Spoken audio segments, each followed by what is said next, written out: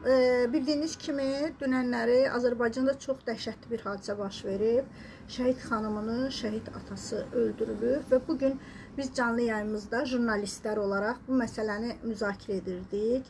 Mənim yayımım idi və mənim yayımımda yoruma gəlib, özünə Qazi, Hacı, Mübariz adıyla gəlib. Üçü də müqəddəs addır, üçü də ona haram olsun. Heç məhkəmə qərarı olmadan, istintaq bitmədən şəhid xanım qadınına olmazın iftiralarını atan, çünki bu normal ölkələrdə, hüquq dövlətlərində məhkəmə qərarı çıxmadan bu ifadəni işlədirsənsə, sən əslində bu günahdır, suç işlədilir. Yəni bu, məsələn, Türkiyə Cümhuriyyətində bunu etsən, şəhid xanımının yaxınları şikayətdə bulunsa, hətta məhkəmə sonradan onun dediyini təsdiqləsə də belə, o məhkəmədən öncə bunu dediyi üçün cinayətə məsuliyyəti daşıyır və cəza alır. Və o şəhidin yerdə qalan 2 körpəsini də düşünmədən, onun anasına iftiralar ataraq, ağlına gələn, ümumiyyətlə Azərbaycan qadını haqqında ağlına gələni danışdı. Düzdür, biz bundan bağlı orada onun yorumlarını filan da götürdük. Aidiyyatlı qurumların mətbuat xidmətlərinə də göndərdik. İstintaqla da bunu araşdırsın. Bu araşdırmaq bizim işimiz deyil, amma ona sərt təpki qoyduğumuza görə, dəfol get dediyimizə görə, ümumiyyətlə sərt təpki qoyduq. Tamam, bu davranışın alçaqca, şərəfsizcə bir davranış olduğunu xatırlatdığımız üçün, ölmüş bir insanın arxasınca bunun danışılmaması üçün, hətta onun dediyi olsa da belə bir qadını ya da bir insanı buna görə kimisə öldürməsinin əsası olmadığı üçün, biz qəbilə ölkəsi olmadığımız üçün bunu xatırlatdıq deyə TikTok'da bizi əngəllədi.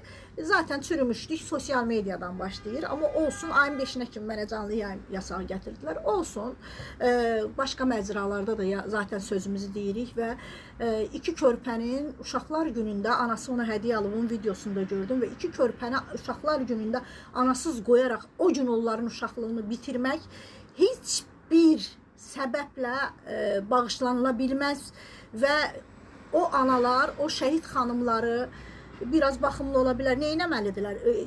Həyata tutunmalıdırlar, evlatlarının xatirinə ayaqda durmalıdırlar, evlatlarına hədiyyələr də almalıdırlar və bu xanımların ən yaxşı yaşama onların haqqıdır. Çünki onların həyat yoldaşları özündən sonra onlara elə bir ad qoyub gedib ki, o xanımlar evlatları üçün evlatlarına sahib çıxıb yaxşı yaşamağı da haqq edir və şəhid xanımına bilib-bilmədən dil uzadan hər kimdirsə, qanunla dili kəsilməli. Qanunla cəzasını almalıdır. Və biz də bunu canlı yayımda dediyimiz üçün, canlı yayımda buna sərt çıxdığım üçün, şəhidlər, şəhid ailələri, evlatları, xanımları ilə bağlı, ümumiyyətlə ata-anaları ilə bağlı ciddi bir yasa gətirilməli və bunlar qoruma altına alınmalıdır dediyimiz üçün, o qarşı tərəfə də o adı daşıdığın üçün sana haram olsun, o adlar sənə haramdır dediyimiz üçün səhifəmiz ayın 5-nə kimi yasaqlandı. Amma olsun arkadaşlar, biz yenə də videolarımızı çəkib məsələlərə, gündəmə münasibətimizi bildirəcəyik.